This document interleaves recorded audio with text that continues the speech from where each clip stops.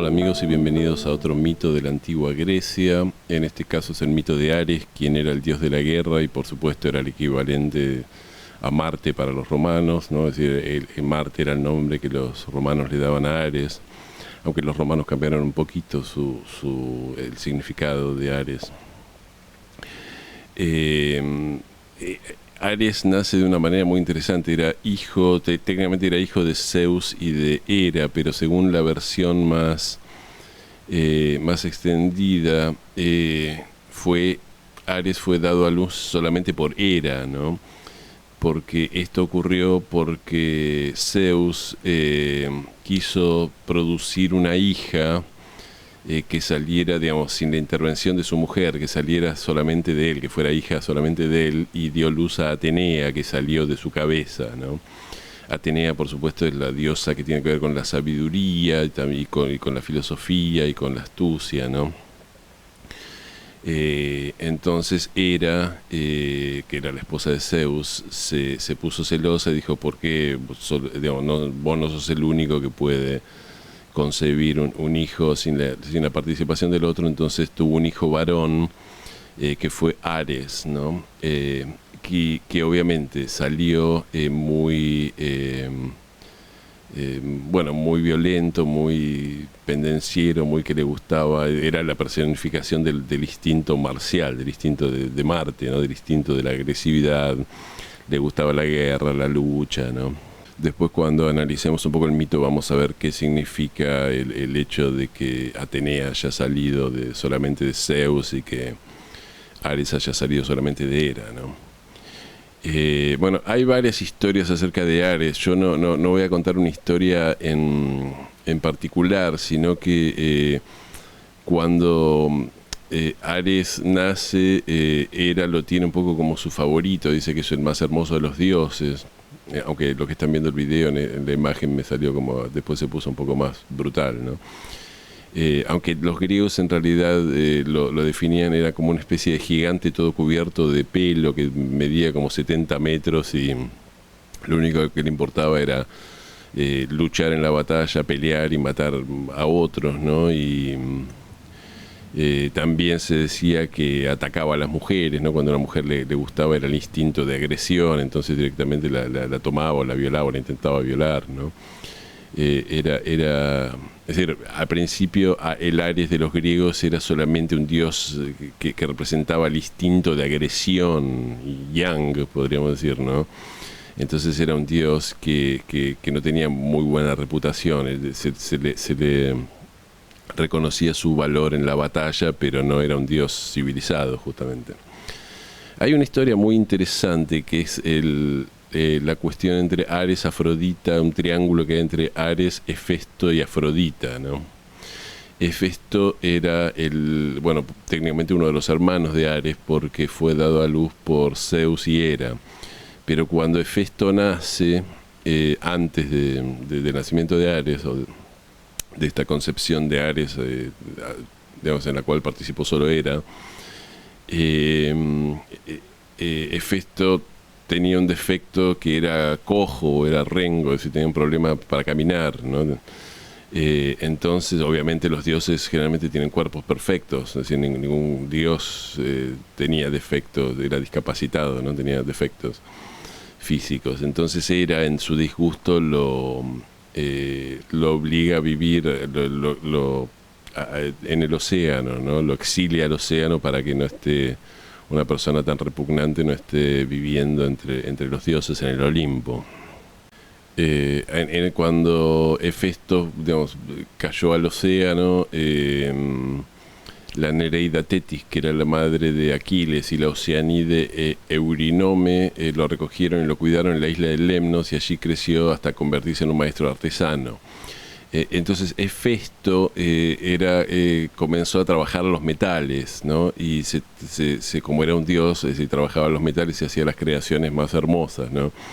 En toda la mitología Hefesto tiene un lugar relativamente preponderante porque cada vez que hay un problema, una guerra o algo, los otros dioses van a pedirle armas o algo a Hefesto o escudos o lo que sea para que le forje algo. Hay que recordar que para los griegos el hecho de que los seres humanos trabajaran los metales era una de las cuestiones básicas de la civilización. Recordemos que Prometeo roba el fuego en algunas versiones. Yo hice un video acerca de Prometeo robando el fuego y dándoselo a los humanos. Roba el fuego en una de las versiones de la forja de Hefesto, y en otra de las versiones que es la versión que decía Platón. Prometeo había decidido que los seres humanos iban a ser civilizados, entonces toma el tejido de Atenea, ¿no? Es decir, la capacidad de hilar de Atenea, que la diosa Atenea era una hilandera magistral. Esto lo vimos también en el mito de Aracne, ¿no? En el cual Aracne desafía a Atenea y Atenea la castiga transformándola en araña. Y toma la forja o la idea por lo menos de la forja de Hefesto para dársela a los humanos. Entonces necesitaba el fuego para encender la forja, ¿no? de los metales. Lo cual nos dice que Hefesto era un dios muy particular porque por un lado era discapacitado, por otro lado trabajaba, algo que los dioses no eran ni discapacitados ni trabajaban, ¿no? Pero bueno, en una de las versiones de la historia, que esta es la versión que cuenta Liz Green en su libro de la mitología, la ninfa Tetis sube va al Olimpo porque Ares había nacido y Hera quería hacer una especie de fiesta para que todos lo adoraran, le rindieran pleitesía a su hijo, de que ella estaba fascinada, ¿no? A todo esto, Hera le había exigido a Zeus que le otorgara un regalo a Ares, ¿no? Es decir, así como le había otorgado los mares a Poseidón, ¿no? Y el inframundo a Hades, le dijo, es mi hijo y le tenés que dar algo. Pero Zeus se quedó pensando y dice, no hay nada que le pueda dar, porque solo queda la tierra, y la tierra no se la puedo dar a nadie porque va a ser para los humanos, ¿no? Entonces Zeus, que no tenía ganas de pensar en el asunto, porque en definitiva tampoco Ares era hijo de él, le encarga a Hermes, ¿no? Mercurio, ¿no? Por supuesto, que le encontrara como un regalo, por decir así, para Ares, ¿no? Para aplacar un poco la ira de Hera, ¿no? Porque a él le interesara a Ares. Entonces Hermes baja a la tierra y encuentra en el mar flotando a Afrodita, ¿no? Es decir, el mito de Afrodita también hay que verlo en otro video. Afrodita había nacido cuando Cronos, es decir, el padre de Zeus, o sea Saturno, había castrado a su propio padre, Urano, ¿no? O sea, Urano era el cosmos, era el dios del cielo, y se había casado con Gea, que era la tierra, ¿no? Es decir, el cosmos y el cielo se habían casado y habían dado luz un poco a la tierra y a las primeras manifestaciones de las cosas. Pero Urano despreciaba a sus hijos porque le parecía que sus hijos eran todos imperfectos, ¿no? Entonces finalmente Cronos toma el poder de Urano y en el medio de eso lo castra, ¿no?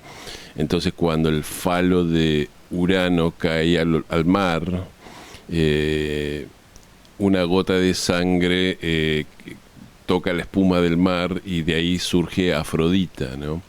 O sea, Venus. Esto es muy interesante porque, entre paréntesis, hay un cuadro muy conocido, el cuadro de Botticelli, que es el nacimiento de Venus, ¿no? Que está Venus en la caracola esa, ¿no? Con los vientos, y está llegando a una orilla, pero ese cuadro, hay una, digamos, si bien todo el mundo lo llama el nacimiento de Venus, los que entienden del tema saben que no es el nacimiento de Venus porque no está mostrando el falo de Urano ni ninguna de estas cosas. Ese cuadro parece ser una escena posterior cuando Afrodita o Venus llega a una costa porque ya están en una playa, ¿no? Pero bueno, esto no tiene nada que ver.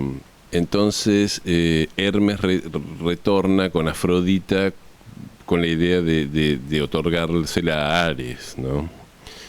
Lo cual tampoco es una buena idea, porque Afrodita, al ser la diosa del amor y de todo lo que tiene que ver con el romance y con los placeres, no pertenece a nadie, es decir, nadie se puede casar con Afrodita, ¿no? Y esto es algo que después queda claro. Pero ¿qué pasa? Yo decía que la Nereida Tetis había ido un poco a la fiesta, por decirlo así, y la Nereida Tetis había llevado un prendedor hermoso de oro, digamos, divinamente trabajado, y cuando era ve el prendedor dice, ese prendedor es hermoso, ¿quién te lo hizo? Entonces, bueno, la Nereida Tetis le da una serie de vueltas, pero al final le dice, lo hizo Hefesto, que es ese hijo que vos, cojo, que vos arrojaste al mar, ¿no? Porque te daba asco, ¿no? Entonces, cuando Hera se da cuenta que su hijo, ese hijo deforme que él ya había rechazado, era capaz de crear obras de arte tan, digamos, trabajaba los metales en forma tan hermosa, le dice, bueno, no, entonces tráelo de vuelta al Olimpo, ¿no? Entonces, cuando Hefesto, cuando la Nereida lleva a Hefesto de vuelta, es decir, que sería hermano de Ares, ¿no? Lo lleva de vuelta al Olimpo. Esta es por supuesto una de las versiones del mito, hay varias versiones del mito y algunas se contradicen, ¿no? Pero en esta versión Hera le dice a Hefesto, bueno, quiero que te quedes acá en el Olimpo y trabajes para nosotros y nos hagas cosas bonitas a todos. ¿Qué querés a cambio de quedarte acá como regalo de bienvenida? Entonces Hefesto dice, quiero a Afrodita, ¿no? Pero Afrodita ya se la habían llevado a Ares, ¿no? Por supuesto, Ares era un recién nacido, pero ya tenía lujuria por Afrodita porque era un dios y había nacido, por más que era recién nacido, ya tenía apetitos de adulto, ¿no? Entonces ocurre una rivalidad entre los hermanos, porque Hera dice, bueno, entonces que le den a Afrodita a Hefesto. Entonces Afrodita, de hecho, se casa con Hefesto, ¿no? Lo cual es el matrimonio entre los dioses más disparejo que puede haber. Afrodita no tenía nada que ver con Hefesto era cojo, estaba todo el día trabajando los metales, ¿no? Y ella era Venus, era la diosa del amor, digamos, del romance, de los placeres, de todo aquello que era glamoroso, ¿no? Entonces no tenía nada que ver con Hefesto. Pero bueno, muchas veces esas energías se combinan, ¿no? Entonces, ¿qué pasa? Ares empieza se pone como loco, empieza a insultar, se pone violento, quiere golpear a Hefesto, quiere causar una carnicería. Entonces Zeus se disgusta mucho con Ares y le dice, tu regalo va a ser bueno, la bestialidad y la violencia, ¿no? Es decir, si querés que algo sea tuyo, vos sos el dueño de la bestialidad, de la violencia, de los instintos, de la masacre, de la sangre, ¿no? Y se lo dice con mucho disgusto, despreciando a Ares, ¿no? Y Zeus a partir de ese momento siempre despreció a Ares, ¿no? Lo considera como un dios inferior, como una abominación, ¿no? Bueno, después hay varias historias de Ares. Ares se las pasa peleando en todas las batallas. Es interesante que muchas de las su hermana, que era la diosa Atenea, también era una diosa guerrera, pero Atenea era la diosa de la sabiduría, mientras que Ares representaba la fuerza bruta, ¿no? Entonces, a veces ellos se enfrentaban en diferentes bandos y la que solía salir victoriosa era, si bien Ares tenía el coraje y todas estas cuestiones, Atenea solía salir vencedora, ¿no? Porque era una...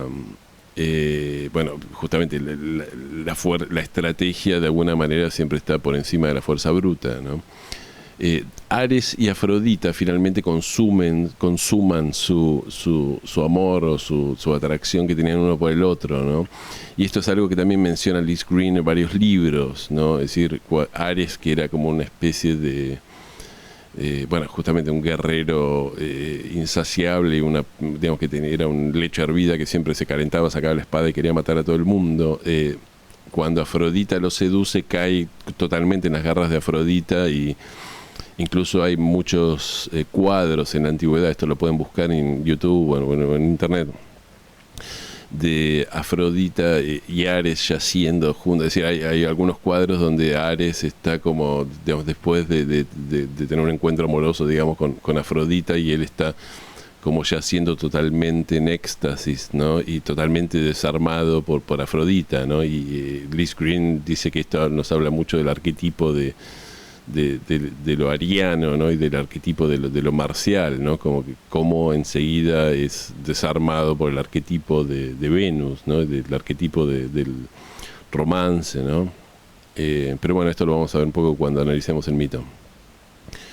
En un momento hay toda una cuestión porque Hefesto sabía que Afrodita lo engañaba con Ares, entonces en un momento teje una red y captura a los amantes ilegítimos y los expone ante los dioses, pero los dioses, en lugar de enojarse, por ejemplo Hermes, en lugar de burlarse de Ares o criticar a Ares, se burlan un poco de Festo, porque Hermes decía, sí, ¿qué me importa que...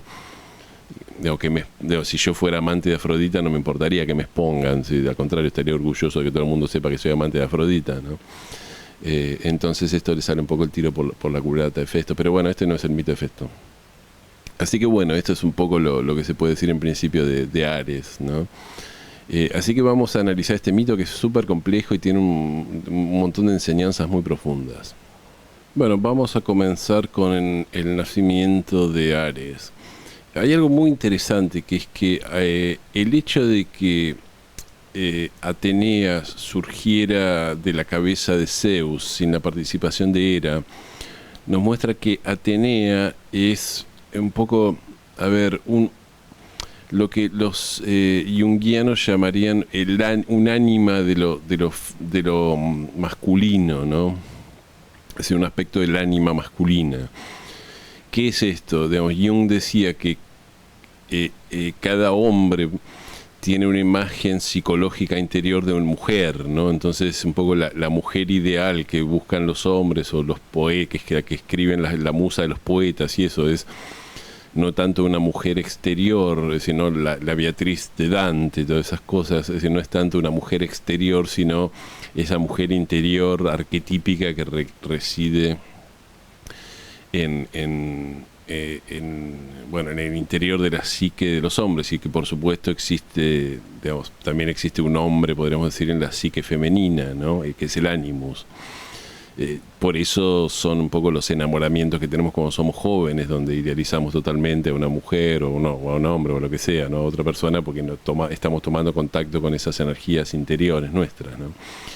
En el caso de Atenea, es una especie de, ella es una diosa muy racional de la sabiduría, ¿no? Y de la estrategia y de todas estas cosas, porque fue concebida solamente por Zeus, y Hera no tuvo participación. Entonces ella no tiene lo que podríamos llamar ese lado femenino de Eros, ¿no? Es decir, lo masculino, es decir, los griegos de alguna manera consideraban que el logos, es decir, la función de la razón era masculina y el Eros es femenino, ¿no?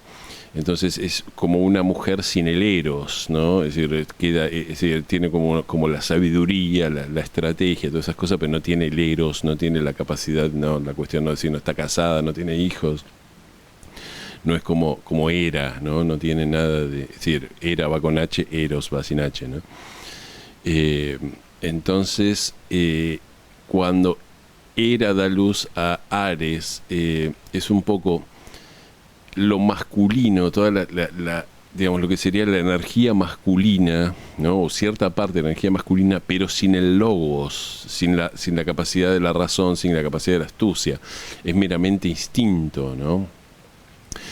Y esto podemos hablar años de esto, porque Liz Green dice en uno de sus libros, esto tiene que ver con el enojo que siente Hera, y que es una cuestión muy arquetípica muchas veces con las mujeres. Las mujeres no pueden expresar a veces sus enojos y no pueden expresar su lado de Marte, entonces necesitan a veces que tener hombres a su alrededor, y esto era muy común en las sociedades, digamos, más patriarcales o más tradicionales, donde la mujer tenía que quedarse callada, ser el centro de la familia, ser madre y esposa.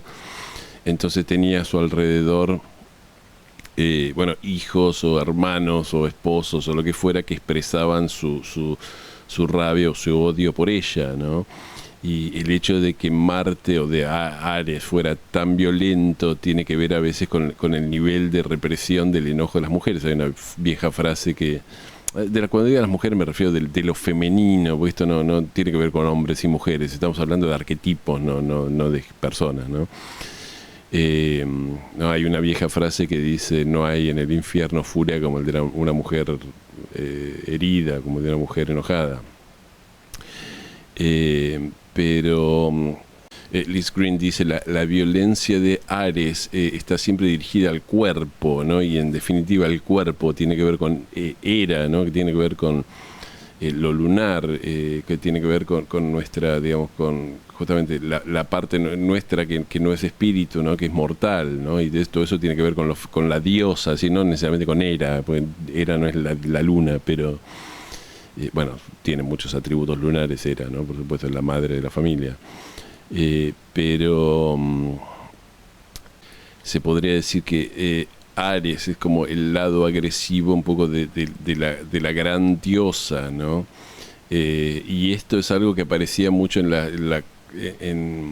bueno, que aparece un poco en la mitología, es decir, hay grandes, en la mitología que tiene más que ver con lo matriarcal o con lo femenino, es decir, lo femenino es lo que ocupa el centro y lo masculino, los hombres son un poco aquellos que llevan a cabo la voluntad de lo femenino, ¿no? Es como el lado activo de lo femenino, podríamos decir, lo masculino, ¿no? Esta es una cosmovisión, ¿no?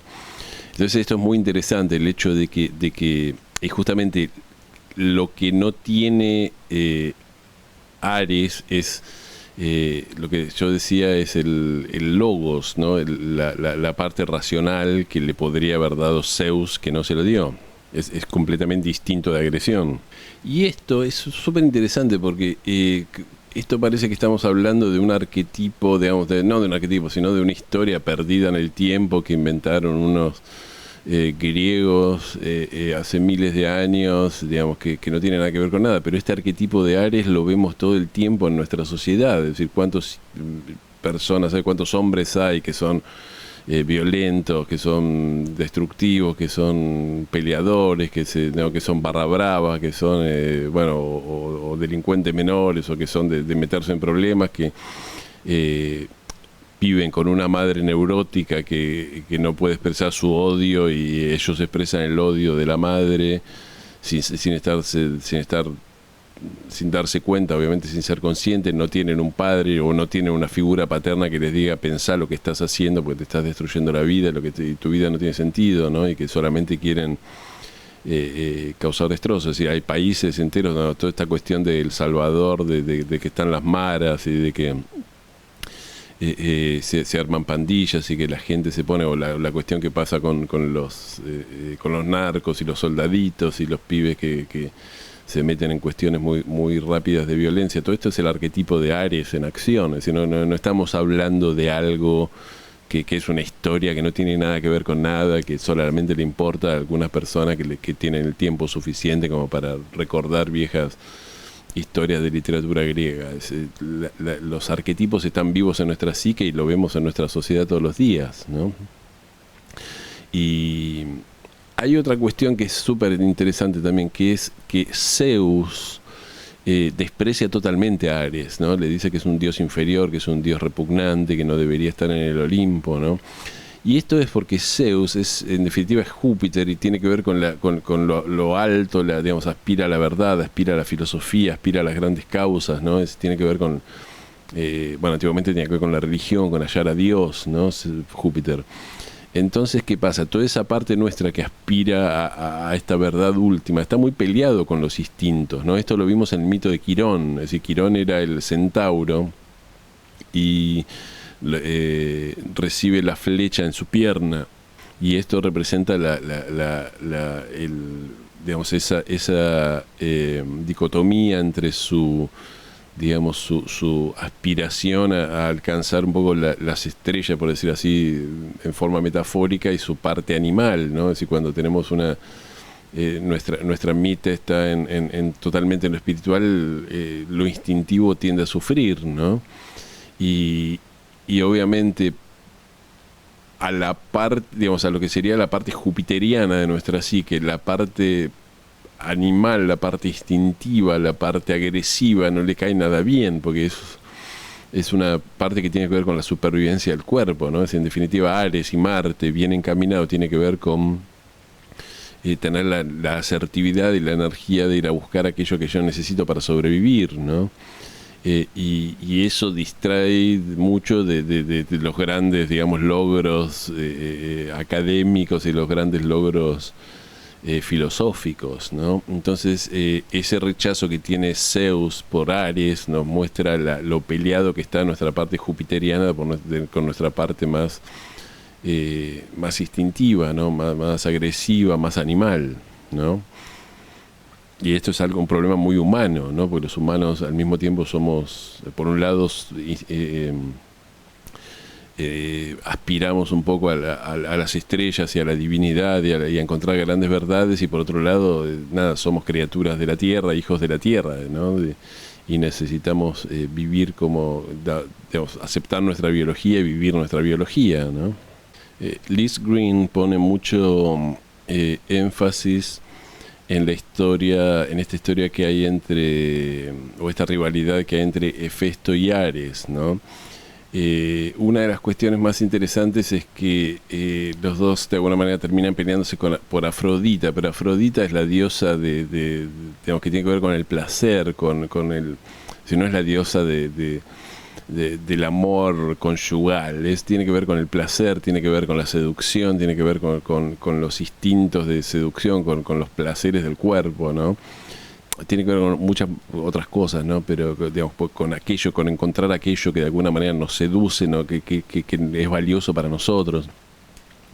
Pero no es un arquetipo el de Afrodita que uno pueda, que es, digamos, conyugar, en el sentido de que, bueno, ya encontré, digamos, aquello que me seduce, yo lo dejo a mi lado para siempre y me caso y a partir de ahora se convierte en mi esposa. El arquetipo de la esposa es Hera, que no tiene nada que ver con Afrodita, ¿no? Es decir, Afrodita, Venus, es libre y necesita ir de romance en romance. Esto se nota mucho en las mujeres que están de alguna manera encarnando el mito de Afrodita. Es decir, son mujeres que no pertenecen a un solo hombre, que son libres y que, hombre, mujer o lo que sea que les guste, ¿no? Que no tienen una sola pareja, sino que van de acá para allá teniendo sus aventuras y regocijándose un poco en la variedad, ¿no? Entonces ya tener una rivalidad por Afrodita es algo que no es, o pretender casar con Z, ¿no? Afrodita, y mantenerla como esposa no es una buena idea, ¿no? Pero Liz Green dice algo más, dice, fíjense un poco el arquetipo de padre horrible que son en esta historia Hera y Zeus, ¿no? Porque Hera primero rechaza a su hijo Hefesto y lo exilia al fondo del mar porque era imperfecto. Y después después tiene a Ares digamos, por rivalidad contra Zeus, que Zeus había creado una hija, entonces dice, si vos hiciste una hija sin mí, yo voy a hacer un hijo sin vos, ¿no? Entonces después quiere que Zeus le dé que le dé como un don, y Zeus ni se molesta ni a buscar el don y lo manda a Hermes, ¿no? Liz Green dice esto como los padres que están muy ocupados para ir a la obra de teatro del hijo en la escuela y mandan a otra persona para sustituta, ¿no? Entonces como que ni siquiera se molestan en ir a ver la obra del hijo porque están muy ocupados y les importan otras cosas, ¿no? Entonces dice, cuando llega la Nereida Tetis y con el medallón o con el broche que le había hecho Hefesto, dice, bueno, si Hefesto es capaz de hacer esas cosas tan bonitas, tráelo de vuelta al Olimpo. Pero no por aceptación al hijo que ella había rechazado, por amor al hijo, sino por interés propio. Dijo, si este deforme me puede hacer cosas bonitas, que venga, ¿no? Porque me conviene a mí, ¿no? Entonces ahí empieza a cambiar de lealtad. Primero quería que Afrodita, digamos, llega Hermes con Afrodita como regalo para Ares, y Hera, que es la madre de ambos, dice, no, que se la dé Hefesto, porque ahora el que me interesa es Hefesto, porque me va a hacer broches de oro lindos, ¿no? Me conviene más Hefesto, ¿no? Entonces los hijos terminan teniendo esta rivalidad o este enfrentamiento por todo esta cuestión manipuladora de la madre, ¿no?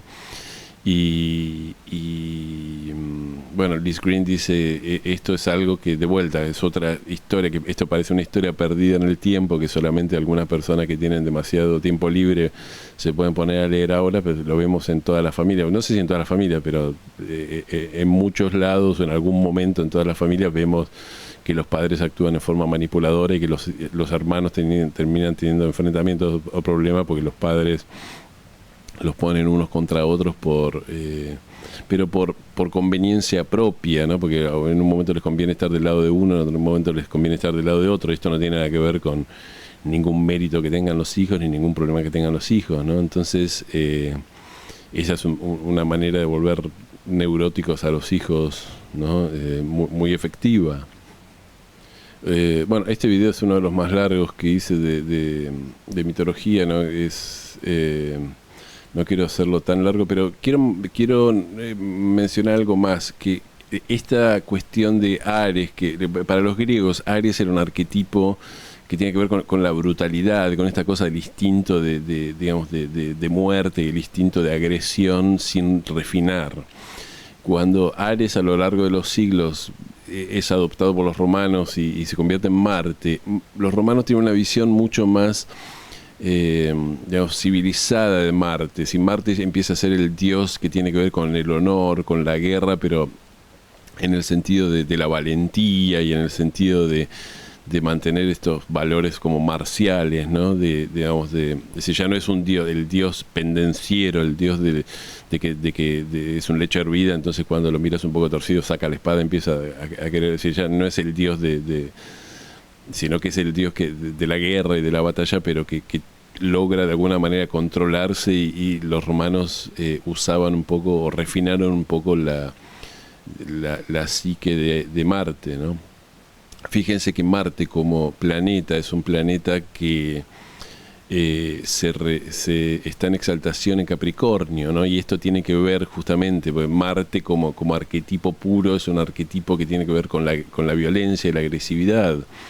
Entonces necesita esa energía de Saturnina, de Capricornio, para refrenarse, ¿no? Es decir, uno cuando tiene una espada no puede salir el primero que te mira torcido saco la espada y te mato, ¿no? Porque no es manera de vivir. Es decir, no solo no es manera de vivir, sino que no vas a llegar muy lejos, porque en algún momento te van a capturar, o te van a matar a vos, o vas a encontrar uno más violento que vos. Es decir, hay que evitar, digamos, esto es lo que enseñan los maestros de artes marciales, ese tipo de cosas. Aprendemos el arte marcial para no usarlo nunca, ¿no? Es decir, porque al mismo tiempo que aprendemos el arte marcial, aprendemos el Saturno necesario como para refrenarnos y no actuar en base a nuestra ira, ¿no? Y por último quiero mencionar este gran poder que de alguna manera tenía Afrodita sobre Ares, ¿no? Es decir, Ares era, como vimos, un dios violento, irascible, ¿no? Que dado a la lucha y todo este tipo de cosas, pero Afrodita, cuando lo seducía, ganaba completamente poder sobre Ares, ¿no? Y él se rendía, por decir así, totalmente al placer físico con Afrodita, ¿no? Y esto es muy interesante, porque esto es así, es un arquetipo, ¿no? Es decir, cuando los hombres son muy de Ares o muy de Marte, enseguida se rinden ante el arquetipo de la mujer seductora, ¿no? Es decir, las mujeres, fíjense, a ver, las grandes, Cleopatra con Marco Antonio, Cleopatra con Julio César, ¿no? Es decir, la mujer de Venus es un poco la perdición, entre comillas, de los hombres que son muy de Aries, ¿no? Porque no muy de Aries, muy de Marte, ¿no? Que no pueden resistirse a la cuestión, porque justamente el arquetipo de la violencia tiene que ver con el arquetipo de Marte es al mismo tiempo el dios de la guerra, pero también es el dios de los instintos, y sobre todo el instinto sexual, ¿no? Entonces, si queremos ver cómo es alguien en la cama, por decir así, tenemos que mirar donde tiene Marte, ¿no? Sobre todo los hombres. Y entonces es decir, cuando una persona es muy de Marte, está muy a la merced de ser seducida por Venus o por Afrodita, o por una persona que tome un poco esa energía, ¿no? Y esto lo podemos ver, es decir, muchos de los hombres que se consideran más violentos y más poderosos y más, digamos, que quieren someter a los demás, y enseguida muchas veces caen en las garras de una mujer que lo manipula a través de lo sexual, o a través de la cuestión que tiene que ver con Venus, ¿no? Mientras que los hombres que son más cerebrales tienden a pensar dos veces antes de caer en ese truco, ¿no? Pero justamente recordemos que Ares fue creado solamente por Hera, sin el logos, ¿no? O sin la capacidad de digamos, racional que le podría haber dado Zeus, su padre, ¿no? Entonces, al ser todo instinto, digamos, expreso de sus instintos sexuales, o de sus instintos amorosos, sus instintos que tienen que ver con el cuerpo, ¿no? Biológicos, ¿no? Así que bueno, esto es un gran arquetipo, da para hablar mucho, pero bueno, no quiero hacer un video tan largo, amigos, así que bueno, vamos a parar acá.